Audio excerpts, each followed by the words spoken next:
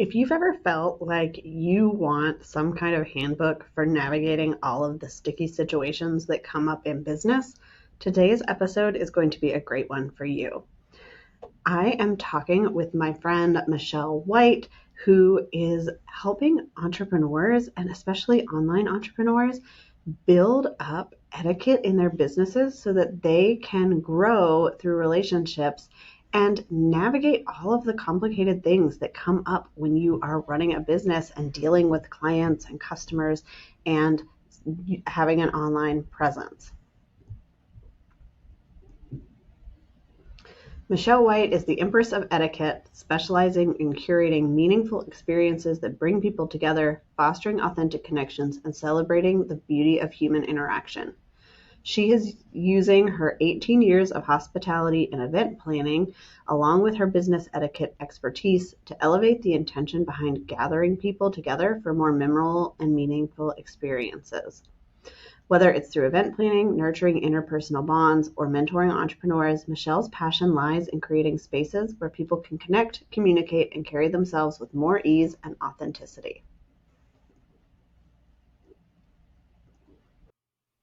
Hi, Michelle. Thanks for joining me today. Hey, Samantha, I am delighted to be here and I have been really looking forward to having this conversation with you. We listened to your official bio in the introduction, but can you tell us more about your business journey and how you kind of got to what you're doing today as a business owner working with people? Oh, how long do we have? My goodness. I think it's important to know that I'm a military spouse. And so, very early into my marriage, I pretty much knew I was going to be an entrepreneur. So, I've been an entrepreneur for the last 19 years. I needed a business that could be as flexible as my lifestyle needed to be. So, I can pick up and move in 2 years, I can pick up and move in 4 years, I can pick up and move in 10 years. So, I've got a bit of unpredictability with that. My journey started out as a wedding and event planner. I was the new kid on the block. I didn't know anybody in a new town, and I had to figure out how to gain some traction. And so I didn't have the advertising dollars. I didn't have the referral partners to be able to vouch for me. I didn't have the client work in the particular town. And it was like, what in the world am I going to do? And so I took a breath and I took a beat and I thought about it. And it was just like relationships are what I know how to build. So, how can I make myself stand out? How can I make myself memorable? That was where I put my focus and it worked. Asking questions in different ways, being genuine about my willingness to work for opportunities and earn their trust really set me apart from everyone else who was just gimme, gimme, gimme at that time. And so it's worked and it's sustained my business over time. Using etiquette as a business strategy is what really helped me not only save dollars in terms of advertising and marketing with big box like marketing management. It's one of those things that I didn't have that money to spend. And so I used what I had and what I knew that I could do well to connect with people and really start to bring in recurring revenue in a way that I wasn't putting in output. So, working with entrepreneurs to really raise their reputation and relationships without feeling fake or phony is what I specialize in. Why did you decide to make the transition from being a wedding planner into focusing more on etiquette for entrepreneurs? I found that as I went along in business, that this was the thing that people continued to struggle with. Being social and the job and the direction that I chose came naturally to me. It was a thing that I had to work at and work with daily, working with different businesses, working with different families, different backgrounds. I have always been in the people management business. When I get with my entrepreneur friends and networking and that type of thing, this is the part that they really struggle with. We tend to focus a lot on trying to make our businesses very predictable, and people are not predictable. And so I find that we measure our successes by taking that leap to jump into entrepreneurship, to get our marketing up and running, to build a clientele, but we then don't have the social skills to really sustain the people parts, which is the fuel for all our business. Doing business is social. Everywhere you turn in your business, there is a person as a gatekeeper to what you want next. And so I found that entrepreneurs just like me were struggling at a thing that I seemed to have a lot of experience and be somewhat gifted at. And it was just like, it's time to provide that. We don't have an HR department, right? Deborah's not making you go to the lunch and learn to work on your people skills or to work on leadership. But that is a thing that I can provide. And I do that through mentorship. And it's like a missing link in the entrepreneurial journey right now. Yeah, I totally agree because that is something we might have learned some of it in our corporate careers. The kids coming out of high school, you've got one, they have no idea what they are doing, but it makes such a difference. I was just talking to my husband the other day. We were talking about the doctor that we switched over to and how they are building their whole business. It's grown really quickly to 3 offices because like they make it a point to remember who you are and to look at their notes and to know who you are as a person instead of just get you in and out the door. And that makes a huge difference. And it was recommended to me. I recommended it to multiple people. They are really seeing like the profitability of that in their business because they're focusing on those relationships. Absolutely. And client relationships are more than just the sale. You turned into a referral based on the raving relationship and the bedside manner you have with them. Feeling seen, feeling heard when you go in versus feeling like a number makes a huge difference. And so those little shifts that we make in our businesses of prioritizing the people can is really like the long-term strategy for sustaining your business success. It's not a one and done. It's a thing that you can do over and over again and repeat. But that's what we really want. You want your reputation plus your relationships to start generating revenue. Yeah. And today we're talking specifically about navigating sticky situations because I think most of us in business, we are relationship based, especially when we're one on one service providers. We know that we want to be friendly and we want to connect with people, but it gets really hard when you are your CEO, you are doing everything, and then something comes out of nowhere and it feels like it just knocks you over and you have no idea how to approach it because nobody has taught you what to do. There's no rule book. There's no rule book, but there is. And we just forget that we're already equipped with it. We have those manners in us when we are in person, when we are one on one. You step out of the aisle and you see somebody coming with their grocery cart. Like there are certain things that we do innately that we just forget in business. And so those same rules apply. It's just a unique approach and your unique spin when it comes to managing them in your business. We'd love for things to be set it and forget it, and an approach that works for all things. And that's not how people work. And so you've got to be prepared and practice a process or a system or your signature way of dealing and approaching things. And until it happens, it's just not an area that we've prioritized for ourselves. And that's where I guess I'm looking to change that conversation. Yeah. So, why do you think if we've got some of these basics down in our everyday life, why are these challenges in business so much more overwhelming and we feel like we just don't know what to do? I'd say that our businesses are a lot of time extensions of our personal lives, right? It's very personal to us. And so we have focused so much on our systems and our websites and making sure that we have that credibility and approachability that people want to do business with us. People love us through our testimonials and bringing referral partners and all the good things.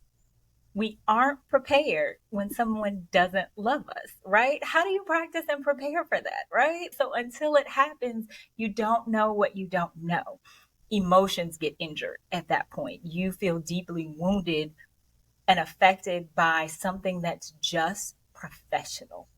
And that's where entrepreneurship has to draw that line in you being able to take it professionally, not personally. Yeah.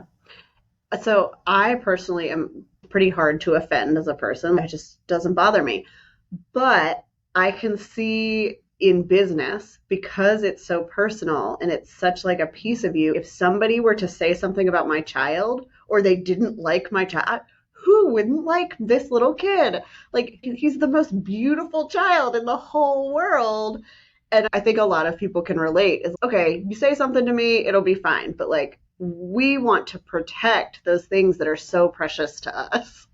And there is so much to protect in that. That's where, as women entrepreneurs, that mama bear comes out, right? For everyone, parents in general, it's just you take it up with me, but you leave the kids out of it. Those are the rules, right?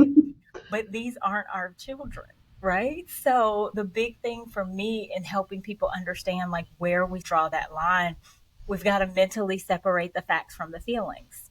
And that's really difficult to do. And again, you don't have to be good at it. You don't have to feel like you're good at it to learn to be better at it. And I Okay. think that's a key and a missing piece for us as entrepreneurs. We gravitate to what feels good to us, right? Market the way that feels aligned with you. This is where I got to give a lot of tough love, right? It's just like you don't have to like it, but you do have to be able to be better at it to sustain the success that you're looking for. Now, if you don't care, hey, fight everybody in the street, whatever you want to do, right? But it's not the most successful way to navigate people, and it's definitely probably not going to yield the results that you're looking for in terms of a resolution. If something comes up, so somebody says they don't like something about our business, or like a client comes to us, and it happens all the time where you get that feedback and you're just like, how could you not love this thing that I've created? How do we first stop from panicking when there is a challenge that we have to face? Yes. Let me just start by saying this. If you feel all of those ways, it's normal, right? Dealing with the sticky situations, the difficult conversations, it's normal not to feel like it's your favorite thing to do. As people, we just naturally don't necessarily love confrontation. So, this is where you've got to put your CEO pants on, right? And really work on those skills that you don't feel as equipped to deal with. But the point is a couple things. Facts over feelings. I can't stress that enough. Take a moment to honor your feelings. That is one of the first things I do when I work with clients. It's just, yes, we're going to get over it, right? But if we got to cry about it and whine about it and vent about it first, let's get that out. Once we remove the feelings or your feelings from it, 9 times out of 10, you're going to be able to approach it with a little bit more perspective. You're not going to feel as emotionally injured or insulted. You're going to be able to approach it from a different perspective. You're going to be able to use a different lens and say, okay, it's like a self audit. You have to look at feedback as a mini audit. It's free target market research. We may not love it. We may not even love the delivery or the communication, but doing the facts over feelings separation is what helps you remove that. The goal of any resolution to a sticky situation or difficult conversation is going to be to address the behavior and not the personality. And that's why it's so important to remove your feelings first so that you're then able to go, okay, what really happened or what's really happening or what's mine to own in this situation. You're able to then start walking yourself back from the ledge versus just those knee jerk reactions to respond quickly. You really want to take a moment to think about it, and removing your emotions first or honoring yourself and your emotions is the best way to do that. I love that advice. I think it's really helpful for people, especially because so many of us are online. Like, we don't have to have a response right away, that we can take some time. And I think in a lot of those situations, it's just that the person worded it in a way that comes across as aggressive to us. It's not necessarily that they absolutely hate us and will never do business with us again, but we're so tied up in it. And it's so emotional when it first comes into your inbox that it can be hard to separate yourself. Yeah, and you don't plan to wake up that way, right? When you get in your inbox, it's not the thing you're expecting to see. And so it's perfectly normal and okay to take a step back. If you were in a face to face situation, what would you do? You typically remove yourself or say, I'm going to take a minute before I respond so I don't say something I don't mean. You think about the ways that we use it in personal relationships, those same techniques can apply. But with business, I'll say one thing that I think is maybe super important for everyone to hear: your response isn't for you. It's for your future clients, your future contractors, your future connections. They will see how you handle yourself. That cements your credibility. That helps you cement consistency and how you deal with sort of those nagging parts of business. When people ask for a refund when they're not entitled to one, how you handle that consistently isn't for you. When other people see that written or when other people hear about it, that's what's really helping your brand reputation and your relationships grow. How you handle that isn't for you. So think about that when you are creating your approach to handling that. So after we've taken a second, we've separated ourselves, we've removed the facts and the feelings, how do we actually approach this? Like, how do we craft a response in these situations where we want to come to a resolution that feels good for us and them and that our clients, our future clients could possibly see? Yeah, I think where I start everyone is a first question. Do you want to continue or mend the relationship? And that sometimes sets people back. They're like, what do you mean? Every response doesn't mean that you want to continue the relationship or that you want there to be something that moves forward. Sometimes we've got to put a period at the sentence. Other times it's going to be a comma, a semicolon, something that we can continue, right?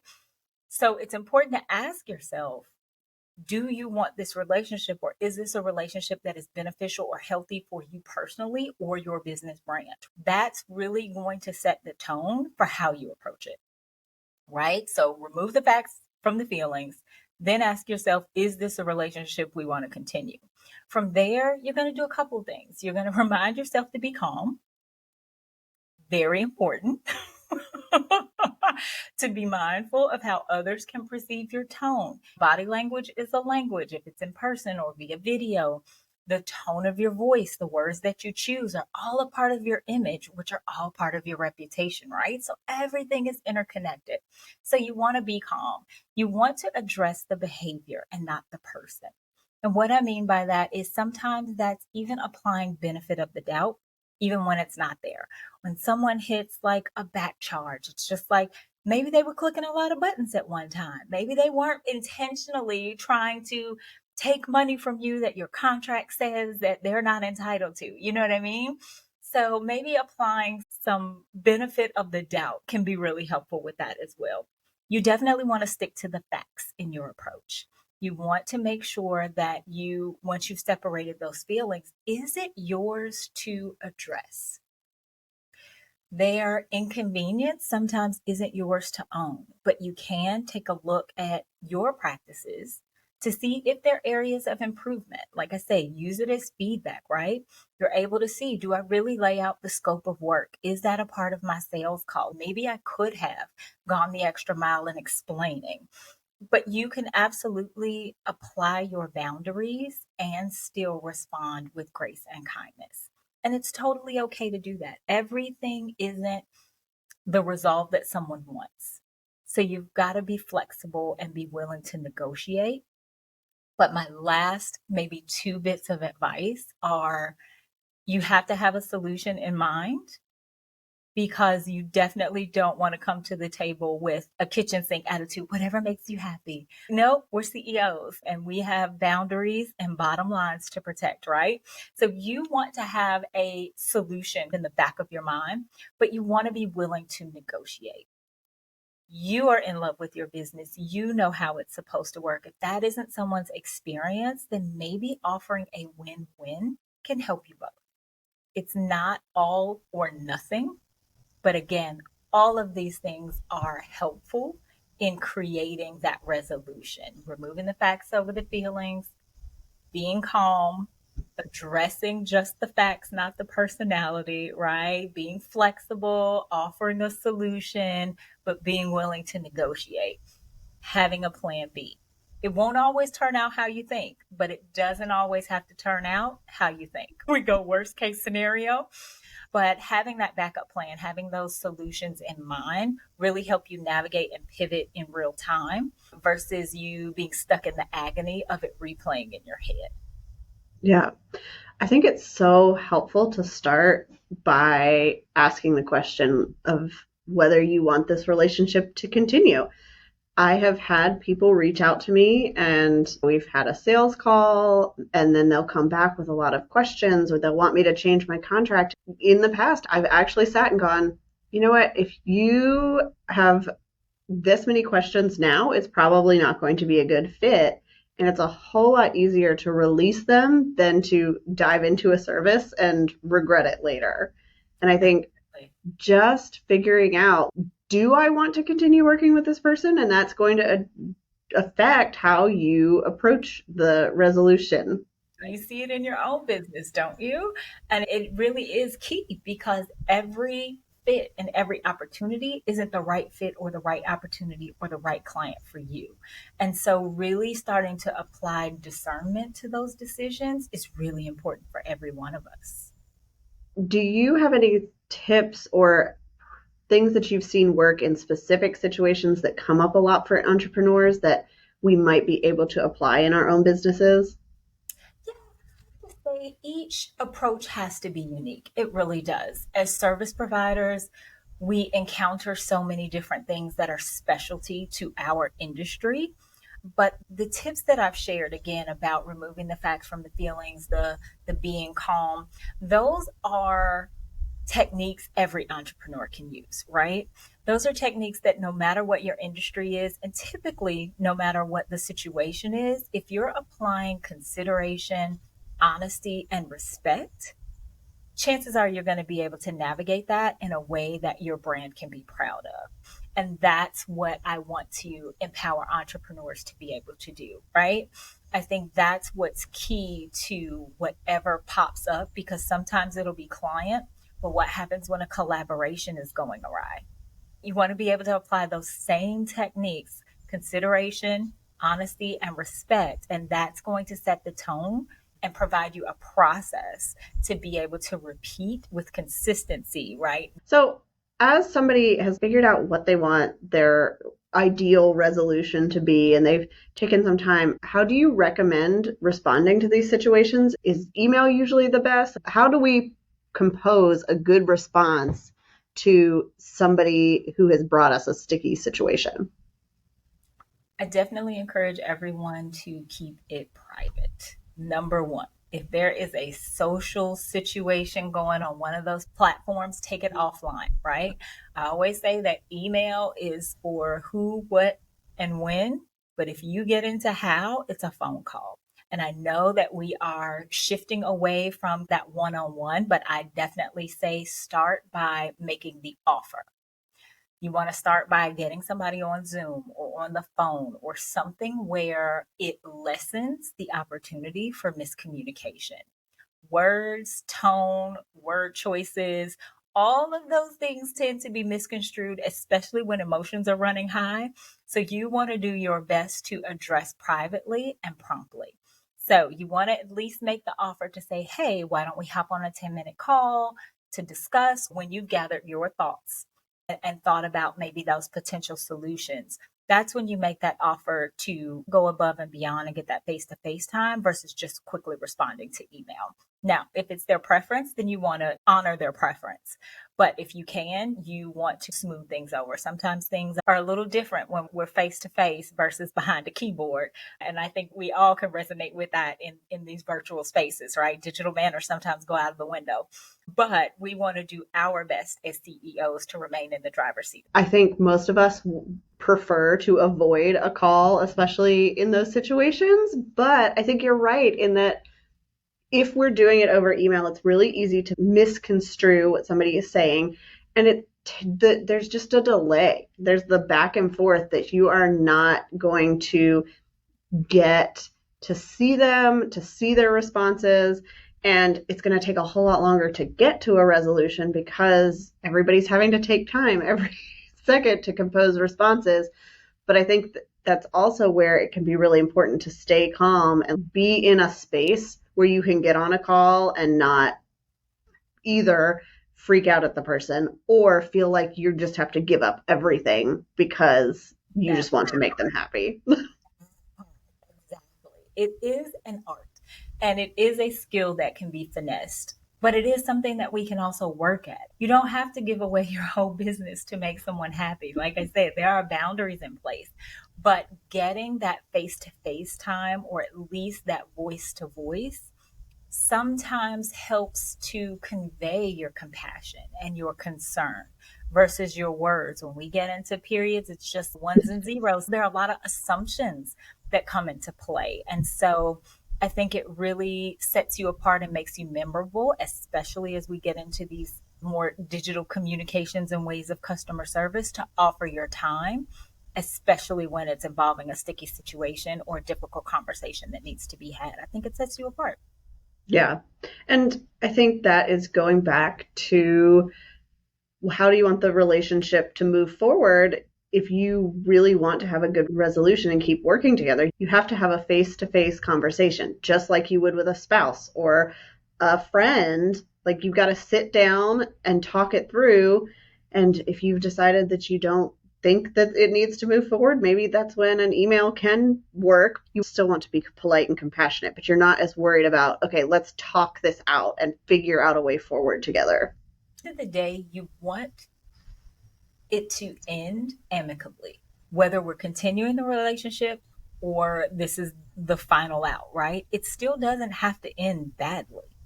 If we can't come to a resolve, then I at least know what I offered you based on my brand values. This is what I would do with anyone because, again, I'm addressing the behavior and not the person. And that's the distinction that we have to make. So if it's based on our contract, maybe I offer you added value versus the refund because I am going to say that my business boundaries, I refer to that contract. And so when we have the agreement in place, how do we create a new agreement? So again, not assuming that you want to go badmouth me to the entire internet because you didn't get your way. It's a lot of assumptions that aren't ours to make. And so that communicating, we just want to end on a positive or amicable note, even if the relationship isn't going to continue. Yeah, that makes a lot of sense. And I think as we work with people in different industries, they're also going to have a different approach to maybe how they word their questions in their emails. And so if we can stop ourselves from making those assumptions and just recognize like maybe they're just pretty short in their emails because they don't feel the need to write long paragraphs of, I'm so sorry, you're an amazing person, but, and I think in an online space, we've gotten used to treating each other a certain way, but as more and more people are getting into this space and as we are moving outside of it, we have got to recognize that not everybody's going to operate the way that we do. I always say 2 + 2 is 4, and so is 5 - 1. So there's more than one way to achieve the same result. And that's where our flexibility comes into play. But we also have the opportunity to set the tone for what it means to interact and engage in these more online spaces. In person, we have this code of conduct, right? We know how to interact and behave with one another. We have this unique position right now as CEOs to set a new tone on what it means to be approachable in online spaces. But I think those same principles apply. What we do in person spaces can still apply online. They just might take a little more finessing in how we do it, but we absolutely can have those same sort of guidelines and respect to each other, regardless of industry or disagreement. Awesome. Thank you so much for coming on and talking about this. I would love for people to connect with you. So, where is the best place for them to find you and learn more about what you do and learn more about etiquette for entrepreneurs? Absolutely. Always first and foremost, you can reach me at michellewhyte.com. etiquette.com/connect. And that's where, whenever we want to continue the conversation from a podcast, that's where I send people. I am always available to nerd out over on Instagram at the Michelle A. Whyte. Etiquette for Entrepreneurs is my free weekly email series that helps elevate relationships without feeling fake or phony. So if that aligns with you and you want to continue the conversation and the work to be done for entrepreneurs, especially in these online spaces, those are all the ways. And I'm always happy to make a friend. Awesome. Thank you so much for coming on the show today. I appreciate it, Samantha. Thanks so much.